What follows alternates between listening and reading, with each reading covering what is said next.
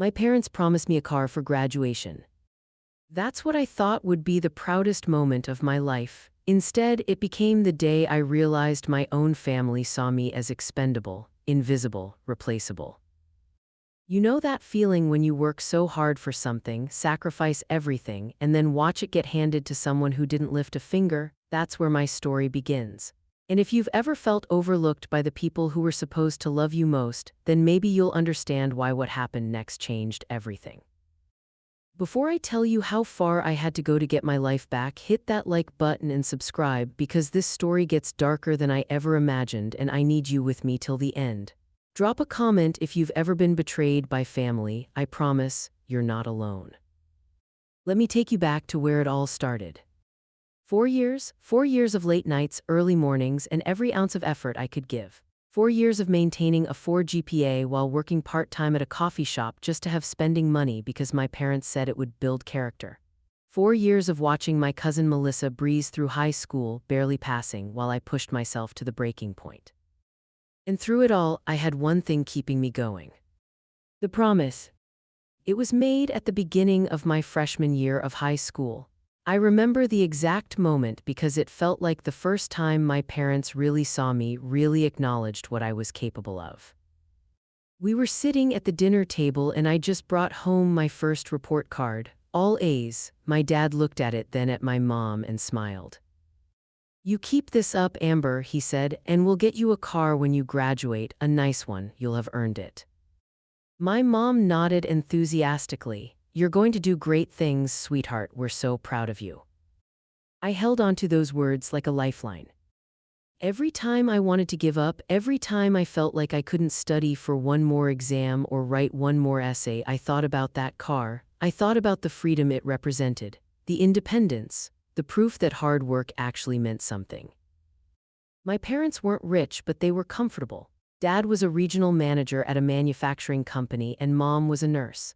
They made decent money, enough to afford a modest house in a good neighborhood, family vacations every couple of years, and yes, enough to buy a car for their daughter who had spent 4 years proving she deserved it. But I'm getting ahead of myself. Let me tell you about Melissa.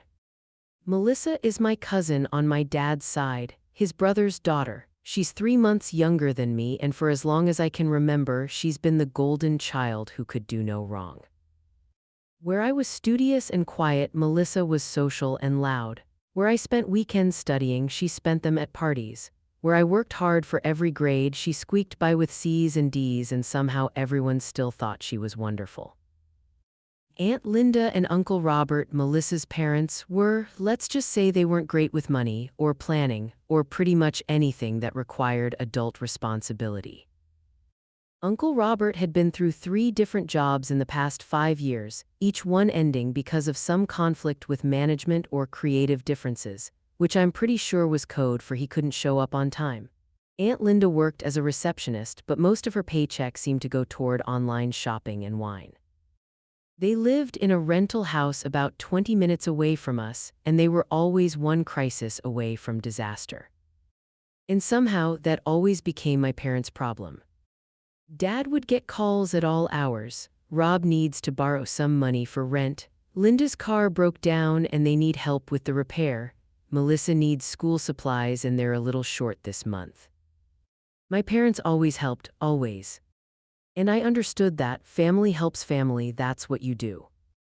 But what I didn't understand was why their constant irresponsibility never seemed to have consequences, while my every move was scrutinized for signs of entitlement or laziness. When I was 15, I asked my parents if I could go to a weekend art workshop that cost $200. It was something I really wanted to do. I loved drawing, and this was a chance to learn from actual professional artists. "That's a lot of money, Amber," my mom said. "Why don't you save up for it yourself? It'll mean more if you earn it."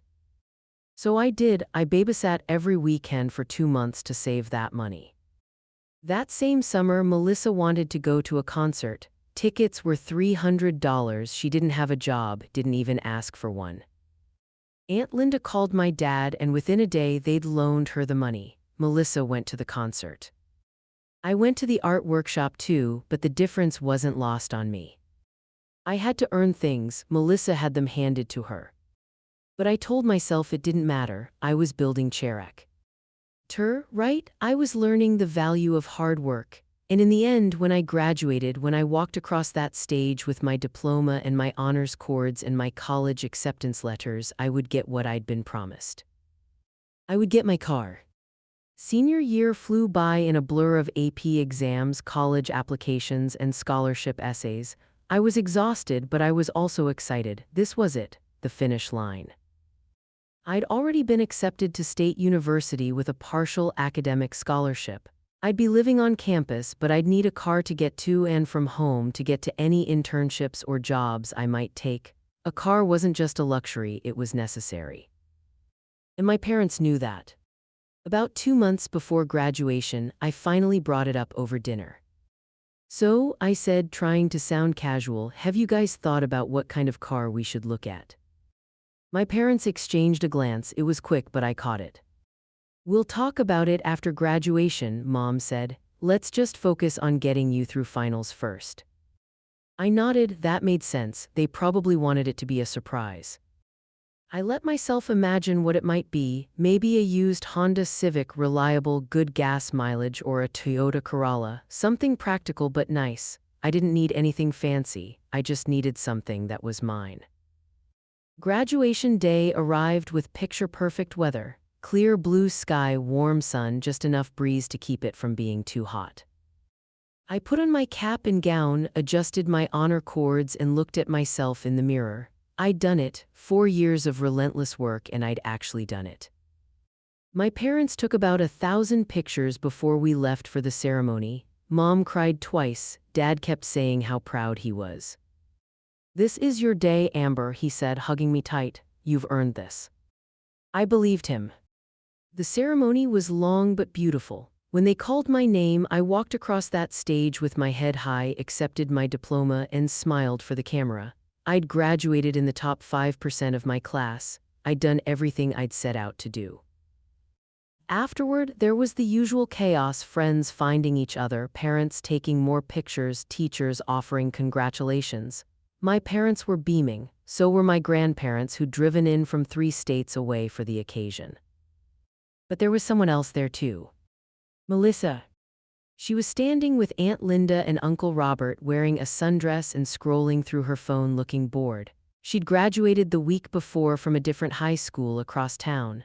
Barely. I'd heard she'd almost not walked because of failing grades, but somehow she'd squeaked through. Congratulations, Amber, Aunt Linda gushed, pulling me into a hug that smelled like cheap perfume and cigarettes. We're so proud of you. Uncle Robert patted my shoulder. Good job, kid, you always were the smart one. Melissa looked up from her phone long enough to give me a half-hearted congrats before going back to whatever was so interesting on her screen. I didn't care. This was my day, and I wasn't going to let her indifference ruin it. We all went out to dinner at a nice Italian restaurant, my choice. The whole extended family was there, my parents, grandparents, aunt, uncle, Melissa, and my younger brother Tyler, who was finishing up his sophomore year. Everyone made toasts. Everyone told stories about how brilliant I was, how hard I'd worked, how much potential I had. I kept waiting for my dad to say something about the car, to make some joke or hint, but he didn't. After dinner, we went back to our house for cake and more celebration. I kept glancing at the driveway, half expecting to see a car with a bow on it. I know that's cheesy and probably unrealistic, but I'd seen it in movies and part of me wanted that moment. But there was nothing.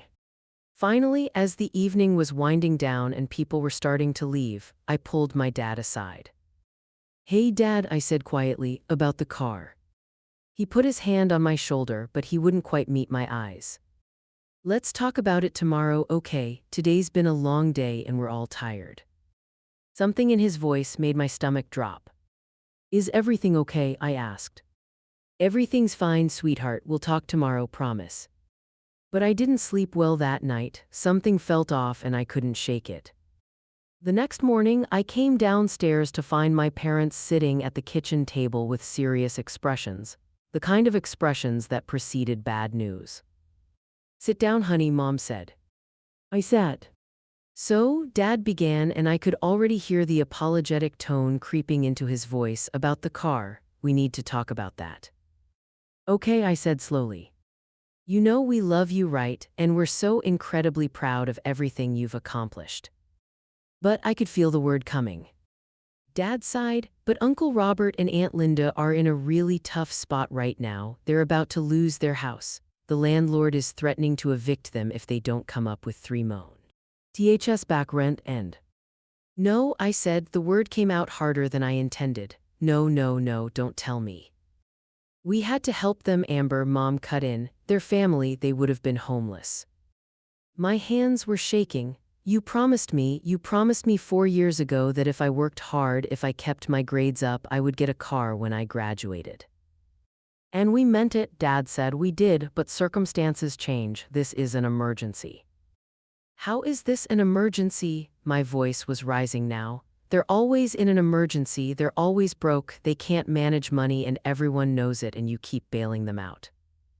Amber, that's enough, Mom said sharply. Yes, they struggle, but that doesn't mean we turn our backs on family when they need help. What about me? I could feel tears burning in my eyes. I'm family too, I'm your daughter and I did everything you asked, everything. I got perfect grades, I got scholarships, I worked part-time, I never asked for anything except what you promised me. Dad looked away. We're sorry, Amber, we really are, but you have your scholarship, you'll be fine. Linda and Rob have nothing, and Melissa. He stopped. Everything stopped. Melissa, what? I asked, my voice deadly quiet. My parents exchanged another one of those looks. What about Melissa? I repeated. Mom took a deep breath. Melissa needs a car to get to community college. She didn't get any scholarships and Linda and Rob can't drive her every day. So we thought, since we were already planning to buy a car anyway, we could help them out by getting Melissa the car instead. The words hit me like a physical blow. You're giving my car to Melissa. It's not your car, Amber, Dad said. We never bought it. It was an idea, a plan, but plans change. You promised me. We're sorry, Mom said again, but you're going to be living on campus. You won't really need a car right away. Melissa needs one now. I stood up so fast my chair nearly fell over. I can't believe this. I actually can't believe this is happening. Amber, please understand.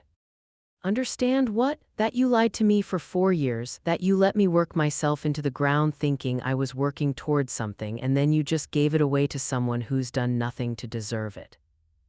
Don't talk about your cousin that way, Dad said, his voice taking on an edge.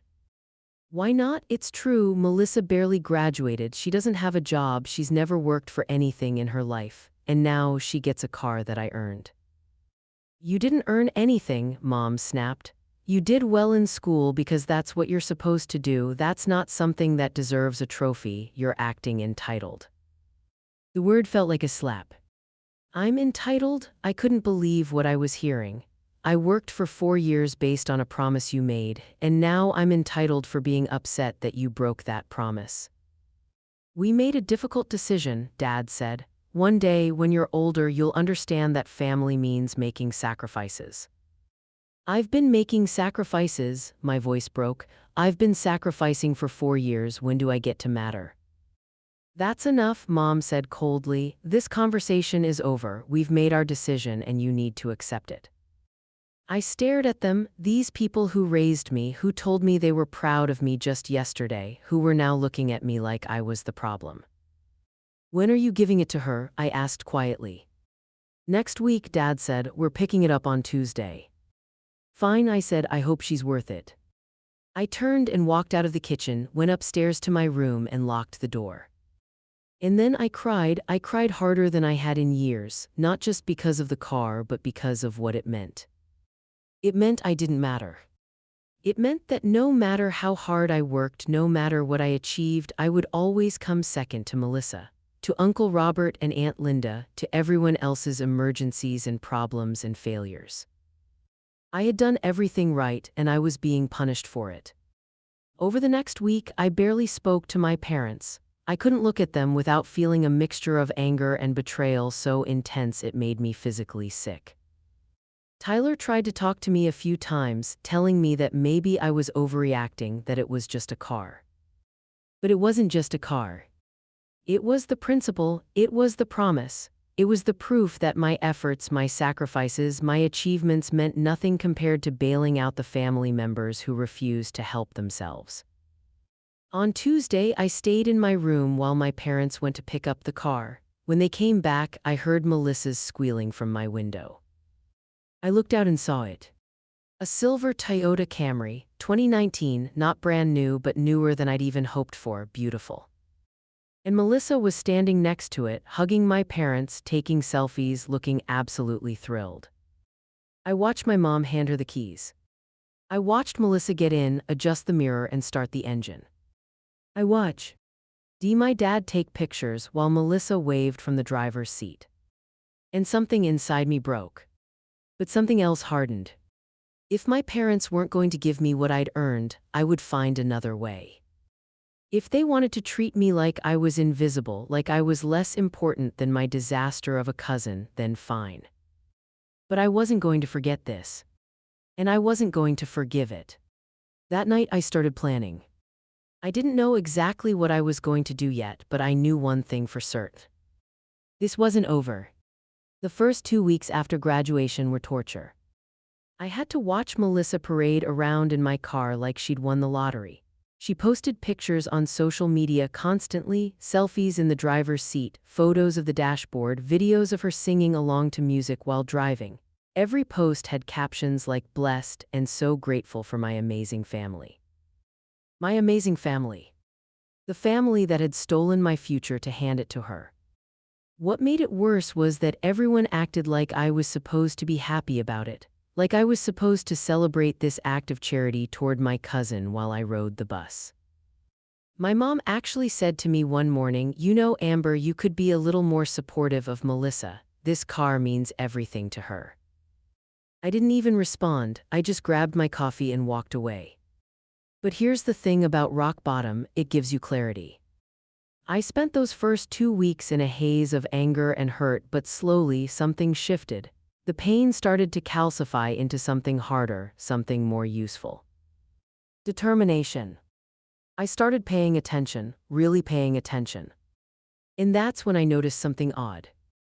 Melissa was supposed to be using the car to get to community college. That was the whole justification, right? She needed it for school. But 3 weeks into summer, and I hadn't seen her leave the house before noon even once. I asked Tyler about it casually one day. He was better at keeping tabs on family gossip than I was. "Hey, has Melissa started her classes yet?" He looked up from his phone. "Classes don't start until fall semester. Why?" "Just wondering." But that didn't make sense. If classes didn't start until fall, why did she need the car now? Why was it such an emergency that my parents had to break their promise immediately? I started digging. I checked Melissa's social media more carefully. Most of her posts were the usual vapid stuff: selfies, food pics, complaints about being bored, but there were other things too. Check-ins at restaurants 30 miles away, photos at the mall, videos at the beach, which was over an hour's drive. She wasn't using the car for school, she was using it to party. And then I found something interesting. One of her posts from the previous week showed her at a bar downtown. The caption read, "Finally 21, best birthday ever." Except Melissa wasn't 21. She was 18, 3 months younger than me. I screenshotted it immediately. Fake ID, she was using a fake ID to get into bars. But that wasn't even the best part. I kept scrolling through her photos, going back months, and I found something else, a pattern. Melissa had been posting photos from inside various stores, department stores, electronics shops, makeup counters, always showing off new things. New clothes, new shoes, a new laptop, a new phone, expensive makeup. For someone whose parents were supposedly so broke they couldn't make rent, Melissa sure had a lot of new stuff. I started wondering where all that money was coming from.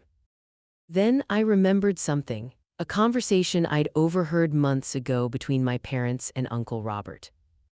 They'd been talking about Melissa getting a job at some retail store. Uncle Robert had said something about how the employee discount would be great, how Melissa could help them save money. On a hunch, I did some research. I found out which store Melissa worked at, a mid-range department store in the mall. Then I looked up their employee policies. Employees got a 30% discount. Nice, but not enough to explain the sheer volume of expensive items Melissa had been accumulating. Unless she wasn't paying for them at all. I needed to know more. So I did something I'm not exactly proud of, but desperate times and all that. I called the store and asked to speak to a manager. When they answered, I put on my sweetest, most concerned voice. "Hi, I'm so sorry to bother you. My name is Linda and I'm calling about my daughter Melissa Harris. She works in your store and I'm trying to reach her about a family emergency, but she's not answering her phone. Is she working today?" There was a pause. "I'm sorry, ma'am, but Melissa hasn't worked here for over a month. She was terminated." My heart started racing. Terminated? I had no idea. Can I ask why? I'm not really supposed to discuss personnel matters, but given that you're her mother, she was caught stealing. We gave her the option to return the merchandise and resign Quai. TLY, but when we reviewed the security footage, we found evidence of multiple thefts over several weeks. We had to let her go and banned her from the store. I thanked her and hung up. Melissa had been stealing from her employer, and apparently she'd been getting away with it long enough to accumulate quite a collection before getting caught. But here's what really got me. My aunt and uncle didn't know, or if they did, they'd hidden it from my parents.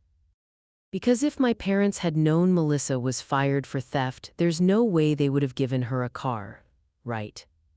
I sat with this information for a day, trying to decide what to do with it. Part of me wanted to march downstairs immediately and tell my parents everything.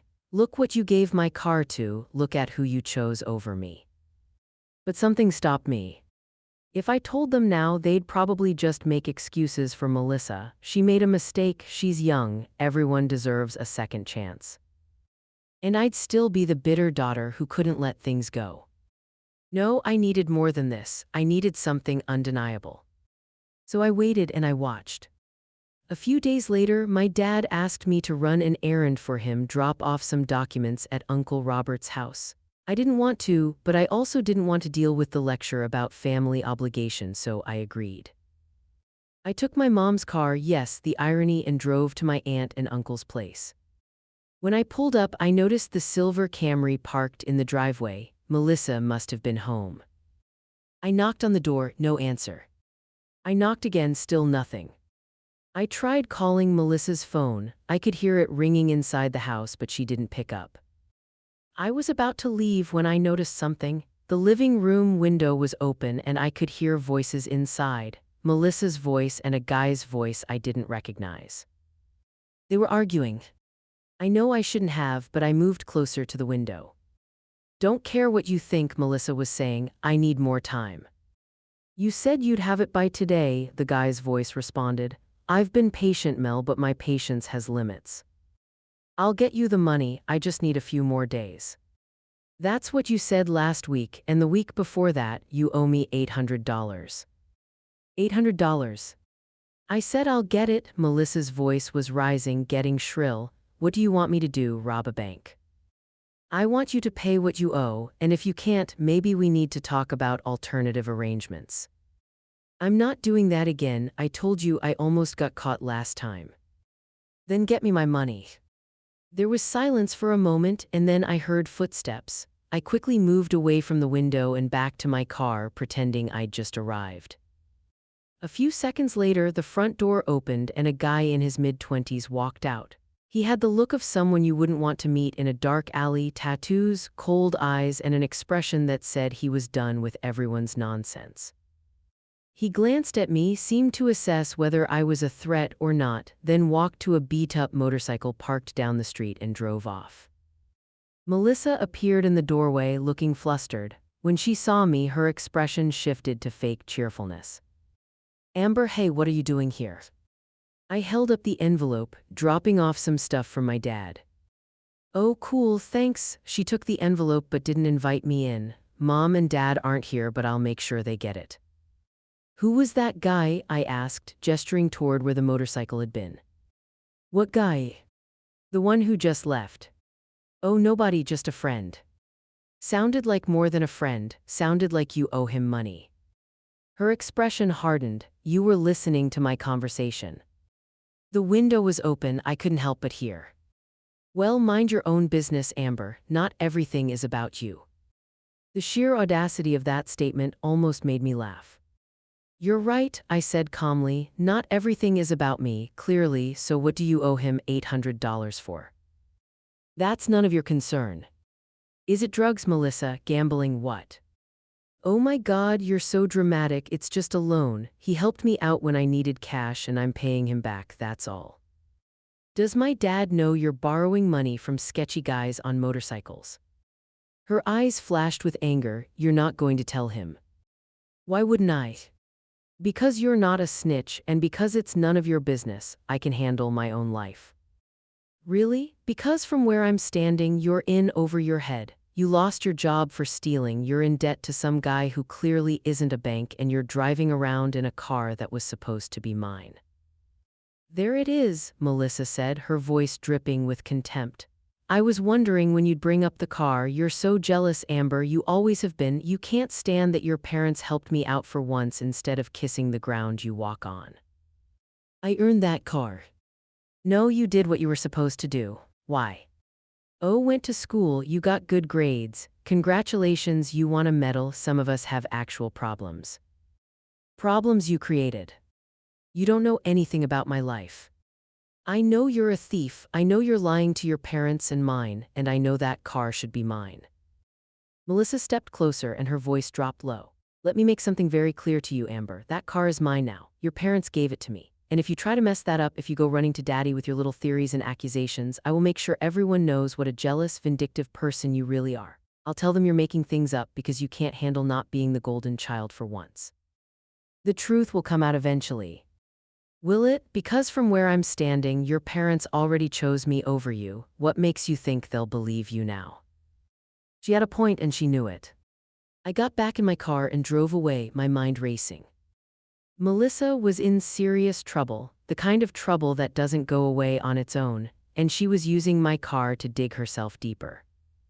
But I couldn't just tell my parents, not yet. Melissa was right, they'd already shown whose side they were on. They'd find a way to justify it, to excuse it, to make me the villain.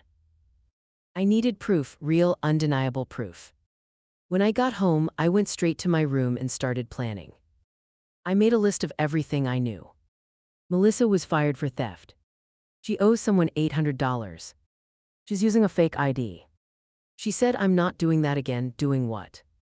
That last one bothered me the most. What had she done before, and what was this guy asking her to do as alternative arrangements? I had a bad feeling I knew. Over the next week, I became a detective. I started following Melissa's social media obsessively, cataloging every post, every check-in, every comment. I also started driving by Uncle Robert's house at random times, just to see what I could observe. And I started noticing patterns. 3 nights a week, like clockwork, Melissa would leave the house around 9 p.m. and come back around 2 a.m., always on weeknights, never weekends. Where was she going? I decided to find out. On a Wednesday night, I borrowed Tyler's bike, told him I needed the exercise, and positioned myself down the street from my aunt and uncle's house around 8:30. Sure enough, at 9:15, Melissa came out, got in the Camry, and drove off. I followed her on the bike, staying far enough back that she wouldn't notice me but close enough that I wouldn't lose her. She drove for about 20 minutes into a part of town I didn't recognize. Lower income, more industrial, not dangerous necessarily, but not somewhere you'd go for fun. She pulled into the parking lot of what looked like a warehouse. There were a few other cars there, and as I watched from across the street, several other people, mostly young women, got out of their cars and went inside. What the hell was this?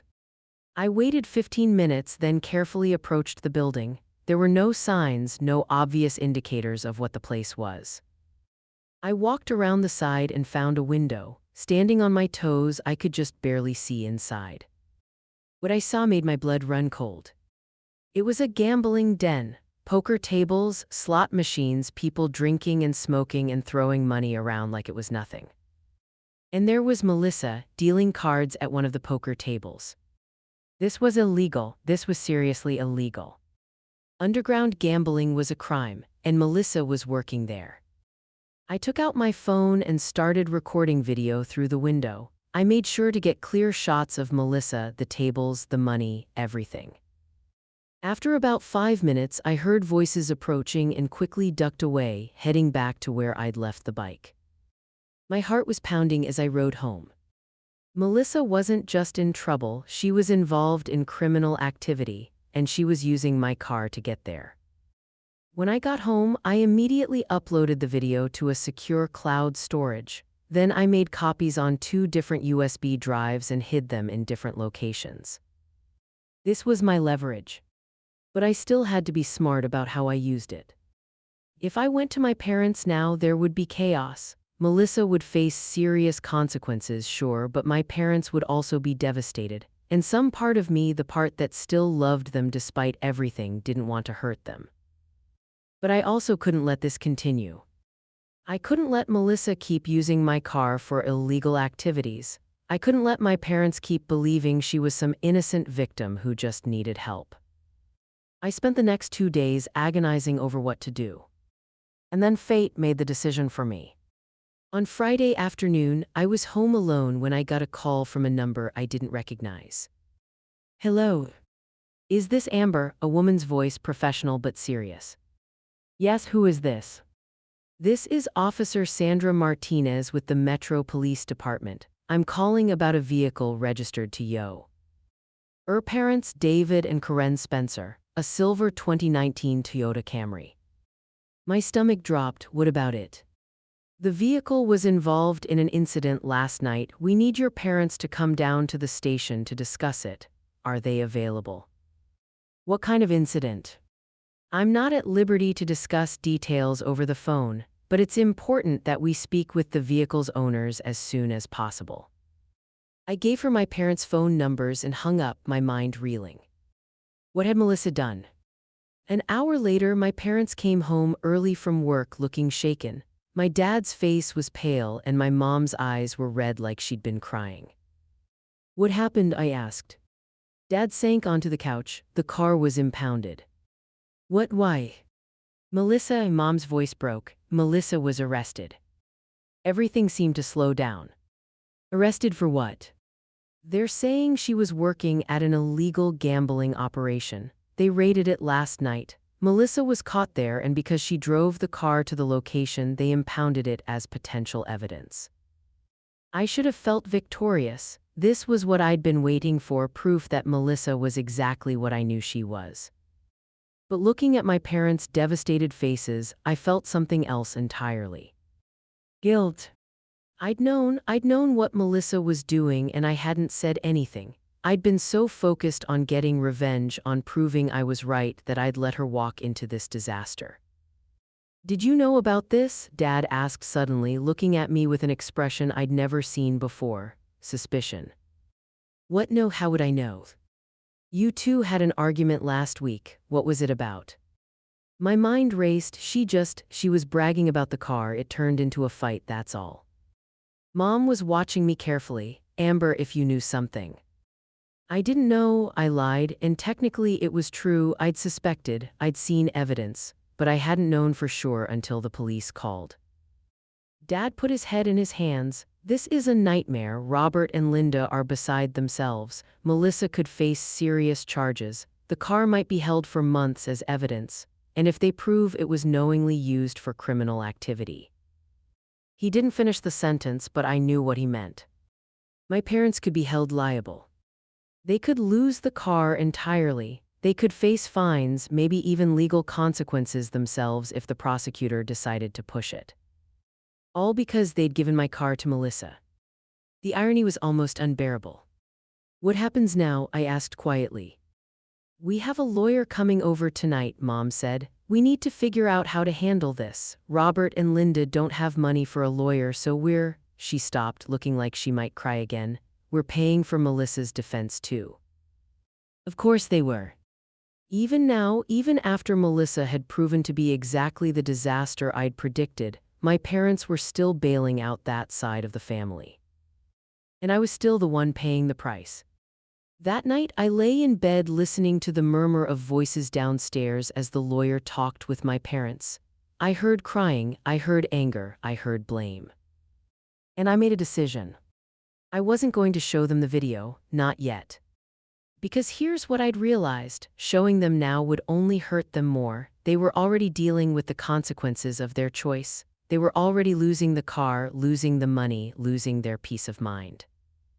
Revealing that I'd known would only make me look cruel. It would make them resent me. No, I would wait. I would wait until the right moment. I would wait until they needed to understand, really understand, what they'd done. And then I would show them everything. 3 days later, Tyler knocked on my door. "Amber, can I come in?" "Yeah." He sat on my bed looking uncomfortable. "Mom and Dad want to talk to you." "About what?" "Just come downstairs, please." I followed him down to the living room where my parents were sitting with expressions that somehow managed to be both guilty and demanding at the same time. "Sit down, Amber," Dad said. I sat. "We've been doing a lot of thinking," Mom began, "about the car situation." My heart started to race. Were they finally going to apologize? Were they going to admit they'd made a mistake? "We realize," Dad continued, "that this whole situation has been very difficult, and we understand you're upset about how things turned out with the car." "Okay," I said carefully. "But we need you to understand something too," Mom said. "Family means supporting each other even when it's hard, even when someone makes mistakes." I could feel my hope dying. "Melissa is in serious trouble," Dad said, "and she's going to need all the support she can get from all of us." "What are you asking me to do?" They exchanged a look. "We want you to visit Melissa," Mom said. "She's out on bail staying with Robert and Linda, but she's devastated. She feels like everyone has turned on her." I wonder why, I couldn't help saying. "Amber," Dad's voice had an edge to it. "This isn't the time for pettiness." "Pettiness?" She committed crimes, using the car that was supposed to be mine. "The car that we bought," Mom corrected. "And yes, Melissa made terrible choices, but she's family, and right now she needs to know that her family hasn't abandoned her." I stared at them in disbelief. "You want me to go comfort her?" "We want you to show some compassion," Dad said. "Where was the compassion for me when you broke your promise? Where was the understanding that I had worked for 4 years for something you took away and gave to someone who didn't deserve it?"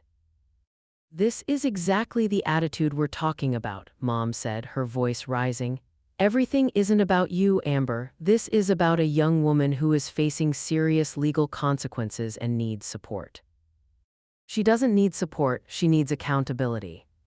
"That's not your call to make," Dad said firmly. "You're not her judge or her jury, you're her cousin, and we're asking you to act like it." The manipulation was so blatant it took my breath away. They were actually trying to make me the villain here. After everything, after the broken promise, after choosing Melissa over me, after watching their decision blow up in their faces, they were still asking me to sacrifice. Still asking me to be the understanding one. Still asking me to put someone else first. "No," I said. The word hung in the air. "Excuse me," Mom said. I said no, I'm not going to visit Melissa, I'm not going to pretend everything is okay, and I'm not going to keep being the one who sacrifices everything while everyone else gets bailaid out of their mistakes. "Amber Louise Spencer," Dad's voice was cold now, "you will not speak to us that way." "Why not? It's the truth. You broke a promise to me, you gave away something I earned to someone who's proven she can't be trusted, and now you want me to feel sorry for her." "We want you to be a decent human being," Mom said. "I am a decent human being, I'm just done being a doormat." I stood up. "Where are you going?" Dad demanded. "To my room. Unless you're going to physically force me to visit Melissa, I think we're done here." I walked out before they could respond. Behind me, I heard my mother say, "I don't know where this attitude is coming from." And I heard Tyler's quiet voice respond, "Maybe she has a point." I locked my door and sat on my bed, shaking. This was it. This was the moment I'd been waiting for. They needed to see, they needed to understand what they'd done, what they'd allowed to happen, and who they'd really chosen. I pulled out my laptop and opened the folder with all my evidence. The video from the gambling den. Screenshots of Melissa's lies. Records of her fake ID usage. Everything. I started compiling it into a single document, a timeline, a case file. Because tomorrow, I was going to show them exactly who they'd sacrificed me for. And I was going to make sure they never forgot it. I didn't sleep that night. I sat at my desk staring at the evidence I'd compiled, wondering if I was really going to do this, wondering if I was ready to detonate this bomb in the middle of my family. Because that's what it would be, a bomb. Once I showed them what I knew, there would be no going back, no pretending, no more family dinners where we acted like everything was fine. But maybe that was okay. Maybe it was time for the pretending to stop. The next morning, I came downstairs with my laptop tucked under my arm. My parents were in the kitchen drinking coffee in tense silence. Tyler was eating cereal and scrolling through his phone. "We need to talk," I said. Dad looked up, his expression already defensive. "If this is more about." "Just watch," I interrupted, opening my laptop on the kitchen table. I pulled up the first screenshot, Melissa's post about being 21 at a bar. "She's using a fake ID," I said calmly. "She's 18, but she's been getting into bars for months." Mom frowned. "How did you?" "Social media, she posted it herself." I clicked to the next image. Here's where it gets interesting. Remember how Uncle Robert said Melissa was working at that department store? She was fired for theft, multiple incidents caught on camera. Dad's face went pale. "When did this happen?" "Over a month ago, before you gave her the car." I clicked through more screenshots, and here's something else. She owes money, $800 to some guy who showed up at her house making threats. I was there, I heard the whole conversation. "What guy?" Mom asked, her voice tight. "I don't know his name, but he's not the kind of person you want your family involved with." I pulled up another file, and then there's this. I hit play on the video. The footage was grainy but clear enough. Melissa dealing cards at the poker table, money changing hands, the illegal gambling operation in full view. "I took this the night before the raid," I said. "I followed her, I wanted to know where she was. Going 3 nights a week." My parents stared at the screen in horror.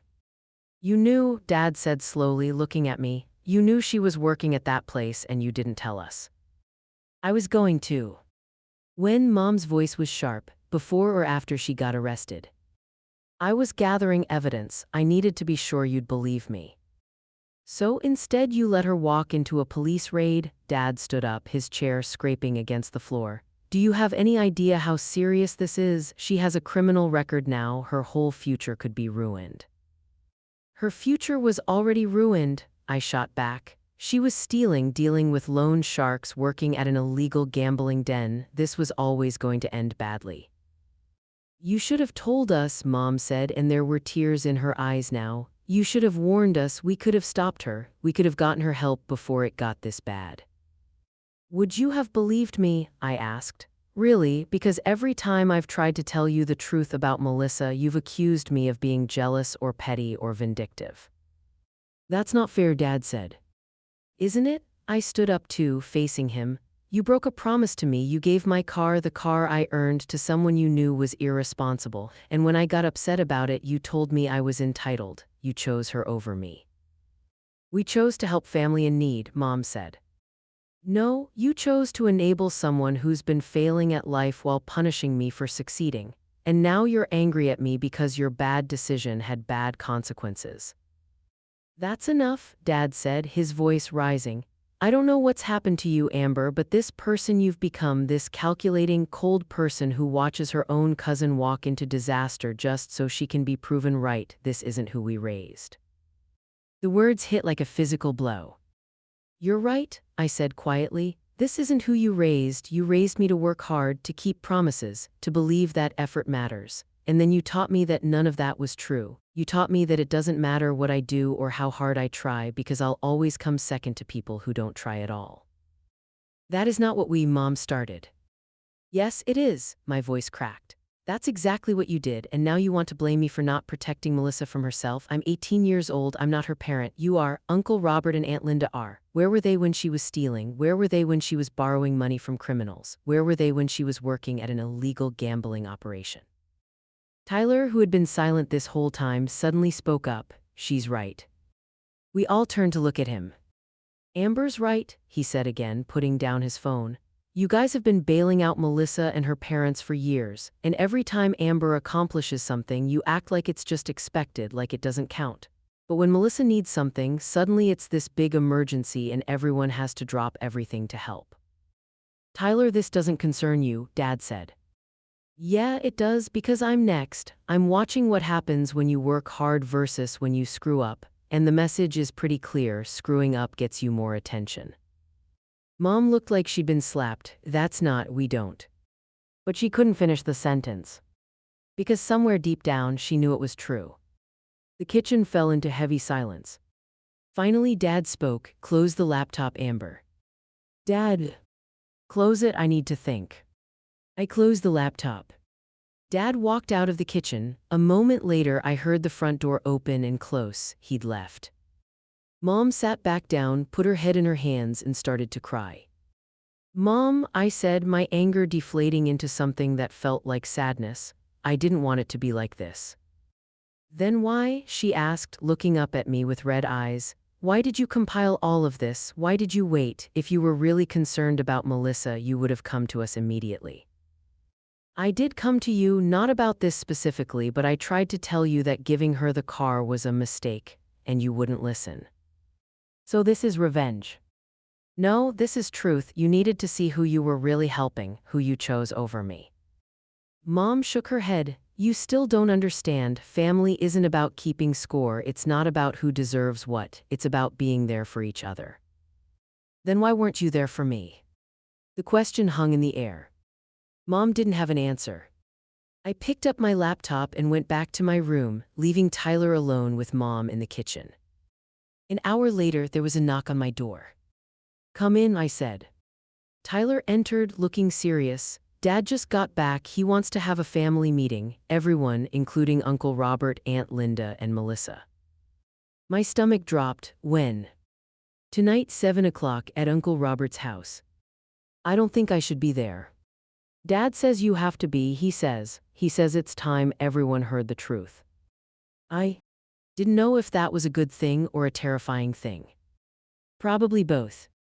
That evening, I drove with my parents to Uncle Robert's house. The car ride was silent except for the radio playing softly in the background. When we pulled up, I saw Uncle Robert's car in the driveway, and through the window, I could see people moving around inside. My heart was pounding. We walked in without knocking, family privilege, I guess. Uncle Robert and Aunt Linda were in the living room. Melissa was sitting on the couch, looking like she'd been crying. Her eyes were puffy and her hair was pulled back in a messy ponytail. When she saw me, her expression hardened. What is she doing here? Melissa asked. Everyone sit down, Dad said, his voice leaving no room for argument. We all sat. Tyler positioned himself next to me, which I appreciated. At least I had one person on my side. Dad stood in the center of the room like he was about to give a presentation. We're here because this family has a problem, he began. Several problems, actually, and it's time we address them honestly. Uncle Robert shifted uncomfortably. Dave, if this is about the money we owe you. It's not about the money, Dad interrupted. It's about patterns, it's about enabling, and it's about the fact that we've created a situation where hard work is punished and irresponsibility is rewarded. Aunt Linda's eyes narrowed. What's that supposed to mean? It means, Mom said, speaking up for the first time, that we've been helping you for years. Financial help, emotional help, practical help. And instead of using that help to build stability, you've used it as a safety net to keep making the same mistakes. We're doing our best, Uncle Robert said defensively. Are you? Dad asked. Because from where I'm sitting, your best involves losing jobs, missing rent payments, and raising a daughter who got arrested for working at an illegal gambling operation. Melissa flinched. That's not fair, Aunt Linda said. Melissa made a mistake. Kids make mistakes.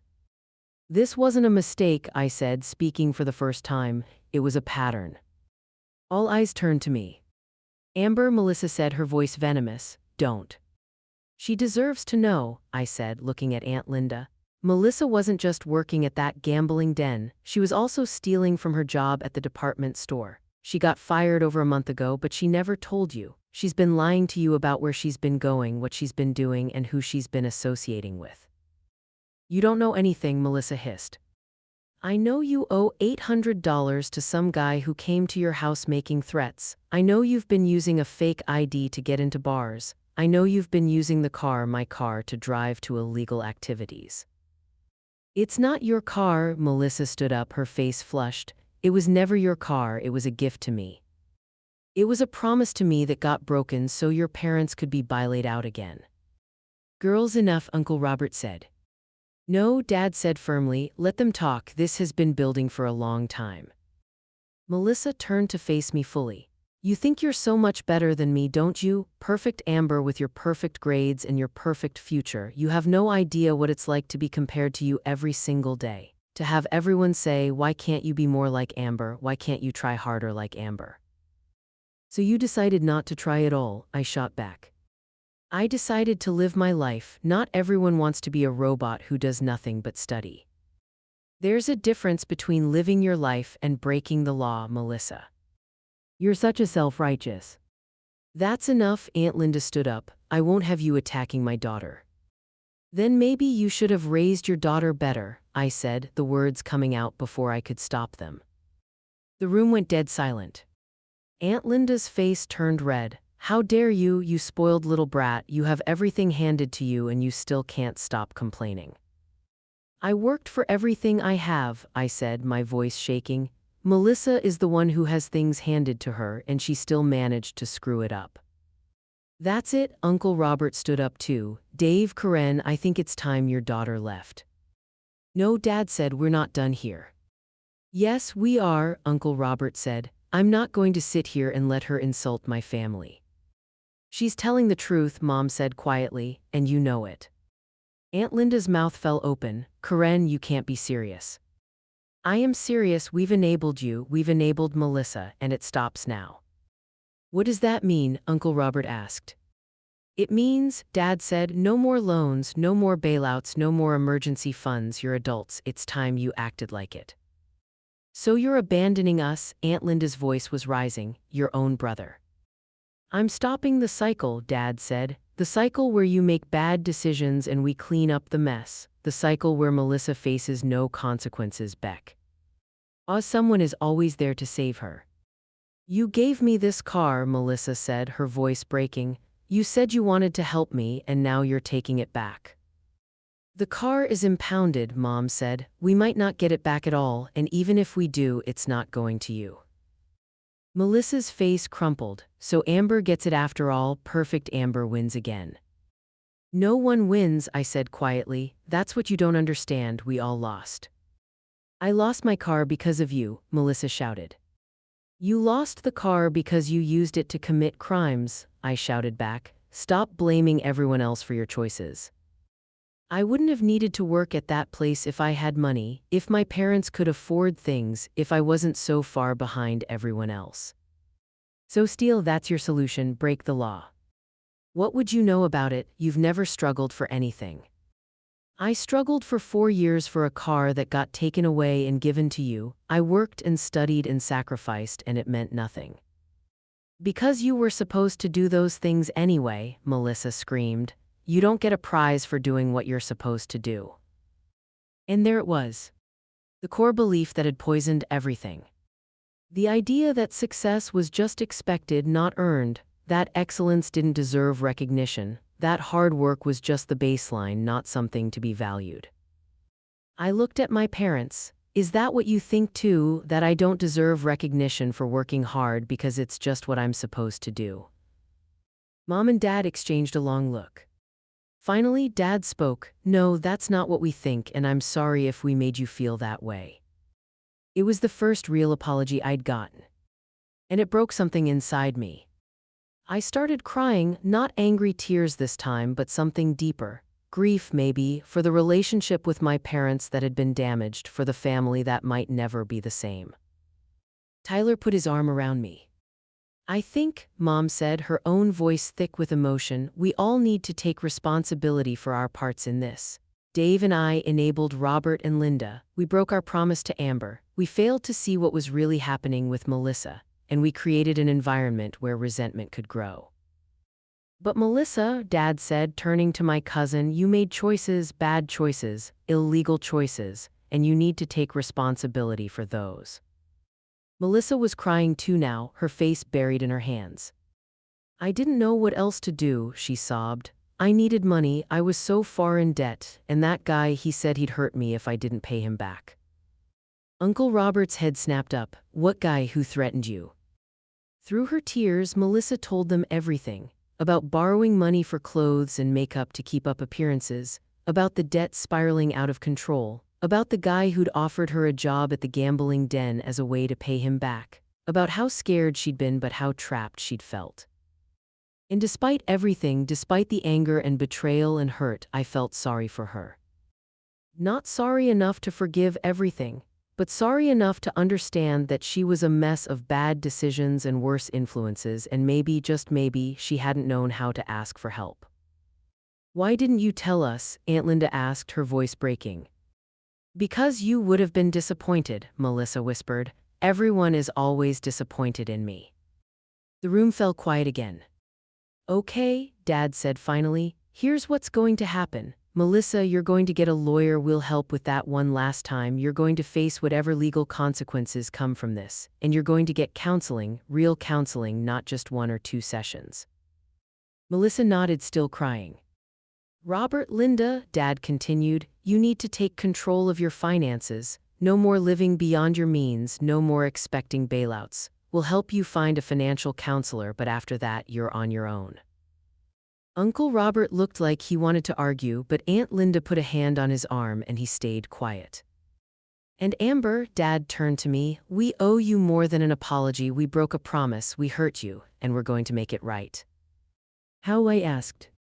The car situation is complicated, Mom said. We might not get the Camry back, but whether we do or not, we're going to get you a car. It might not be immediate, there are legal fees to handle first, but we will keep our promise to you, even if it's a year late. It wasn't everything I wanted, but it was something. And there's something else, Dad said. We need to acknowledge that we've taken you for granted. Your hard work, your achievements, your sacrifices, we see them now, and we're proud of you, not just for your grades or your scholarship, but for the person you've become. Even after all this, I gestured around the room, after I kept secrets and compiled evidence and let Melissa walk into a police raid. You're not perfect, Mom said. None of us are, but yes, even after all this.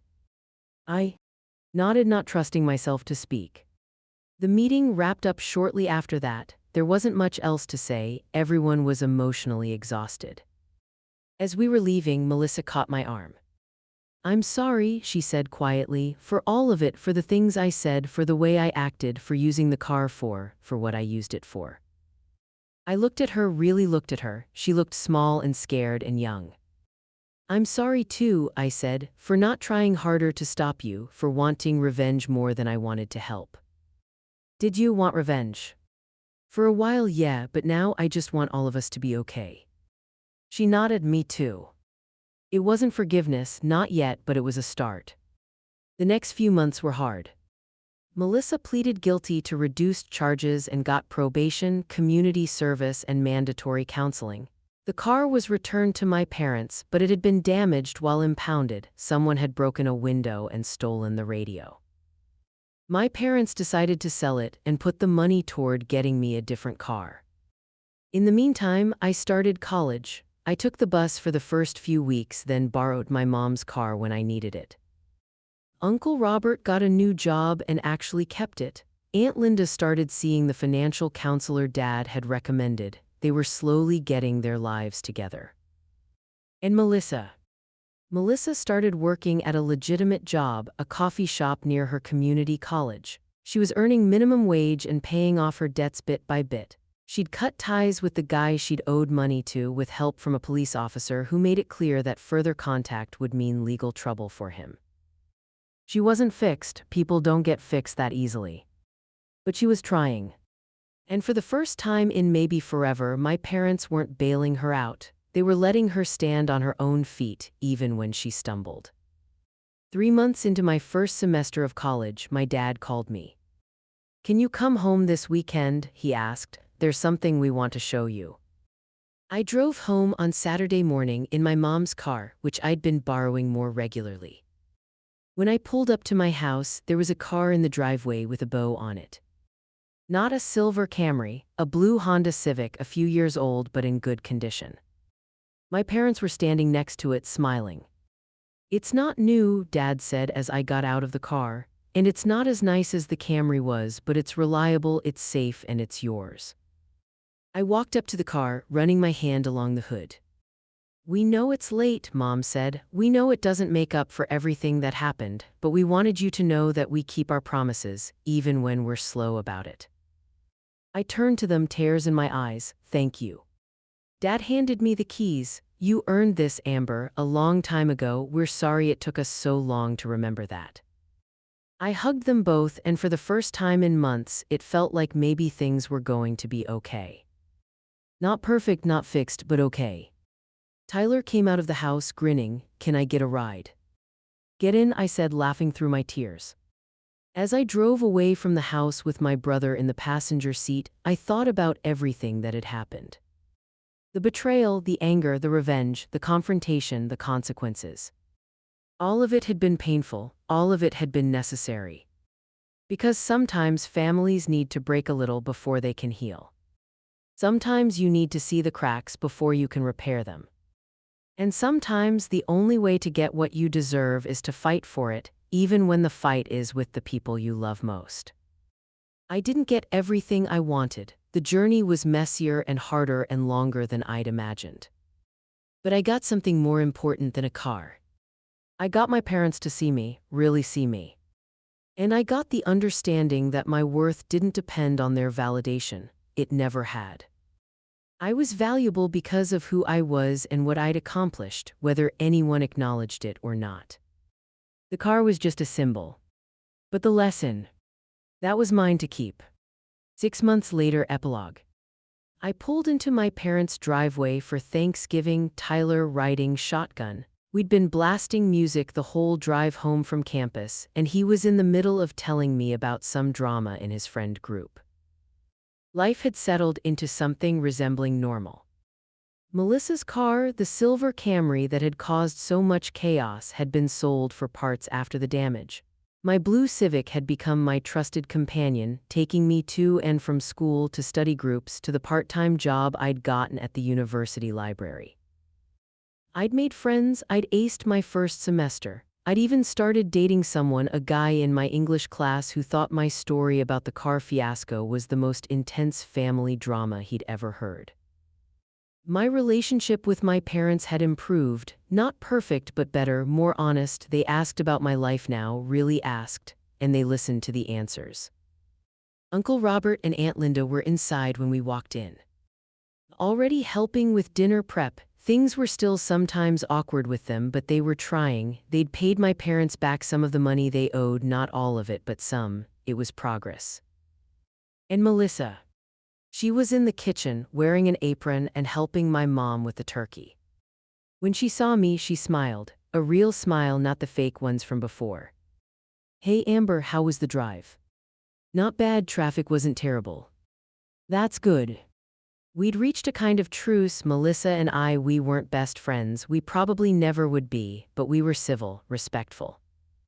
She'd finished her first semester of community college with passing grades. She'd paid off half her debt. She was still seeing her counselor. She was growing up. Maybe we all were. During dinner, Dad made a toast. "To family," he said, raising his glass. "To second chances, to learning from our mistakes, and to remembering that love means holding each other accountable, not just holding each other up." "To family," we all echoed. As I looked around the table at my parents, my brother, my aunt and uncle, my cousin, I realized something. This was what I'd been fighting for all along. Not just the car, not just the recognition or the validation. But this, a family that was honest with each other, that saw each other clearly, that didn't hide behind excuses or pretend everything was fine when it wasn't. It had taken a betrayal, a breakdown, and a lot of difficult conversations to get here. But we'd made it. And my blue Civic was parked outside, ready to take me wherever I needed to go. Sometimes the promise gets broken. Sometimes you have to fight for what you deserve. Sometimes the people who love you hurt you the most. But if you're willing to stand up for yourself, if you're willing to demand honesty even when it's painful, you might just get something better than what you were originally promised. You might get the truth. And the truth, as messy and complicated as it is always worth fighting for. I learned that the hard way. But I learned it. And I wouldn't change a thing. Thank you for staying with me through this entire journey.